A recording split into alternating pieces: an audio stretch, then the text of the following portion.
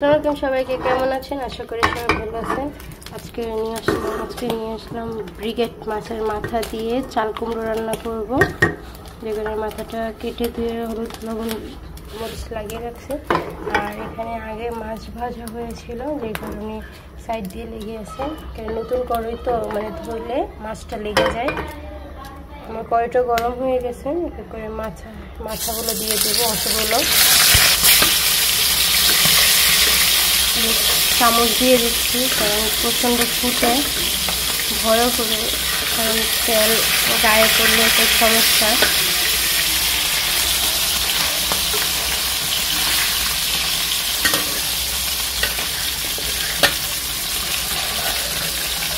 Side দিয়ে দিচ্ছি, একটু ভালো করে ভেজে নিব।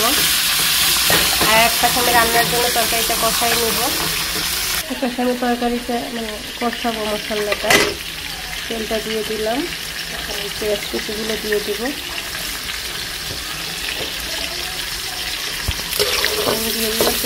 পেঁয়াজটা লাল করতে দিয়ে দিলাম, হালকা লাল করে নেব। এখানে ভেজে নিচ্ছি, হালকা লাল করে নিচ্ছি। পরিমাণ মতো পানি দিয়ে দেবো, মশলাটা তো কষাবো। দিয়েছি 1 চা চামচ হলুদ গুঁড়ো, 1 চা চামচ লবণ দিয়ে দিলাম, কারণ লবণ পরে আরেকবার দিব। কারণ এখন যদি বেশি দিয়ে ফেলে পিঠা হয়ে যেতে পারে বা বেশি হয়ে যেতে পারে। দেবো শুধু 1 চা চামচ মরিচ গুঁড়ো, কারণ কাঁচামরিচ অ্যাড করবো। আর চাল কুমড়াতে বেশি মরিচ অ্যাড করতেও নেই, গুঁড়া মরিচ। উল্টাই নিচ্ছি,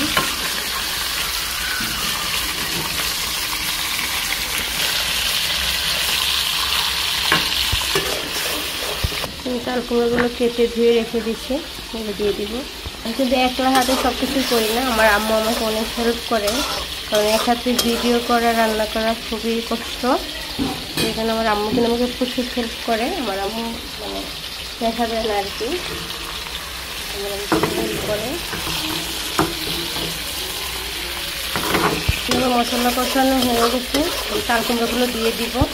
চাল কুমড়োগুলো দিয়ে দিচ্ছি, চাল কুমড়োটা আমি ভালোভাবে কষাবো। এখানে আমার মাছ ভাজাগুলো হয়ে গেছে, একটু হালকা হালকা করে সবগুলো ভেঙে নিব।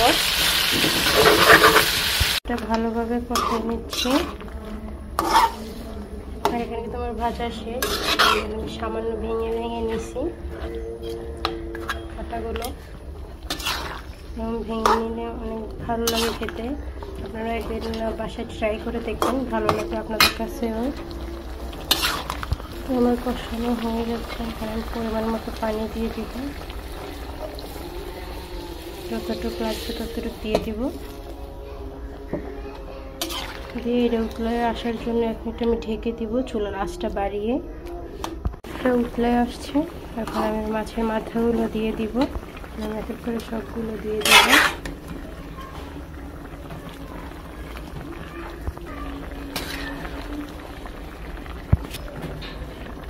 সবগুলো দিয়েছি এক এক করে।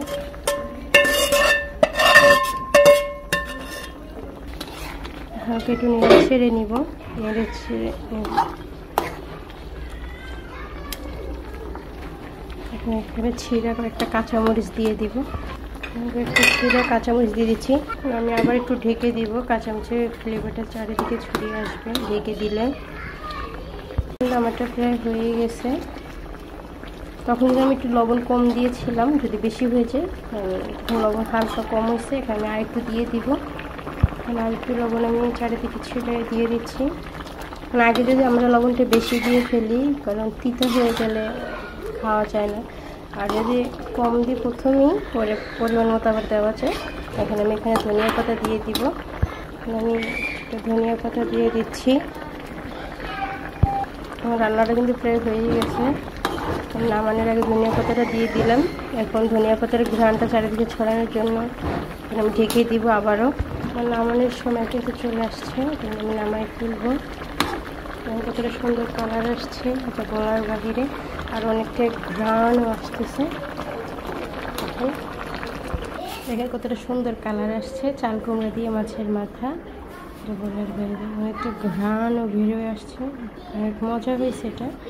কারা কারা এরকম খেয়েছেন বা খান না অবশ্যই কমেন্টের মাধ্যমে জানিয়ে যাবেন। আশা করি সব ভালো থাকবেন, সুস্থ থাকবেন। ধন্যবাদ।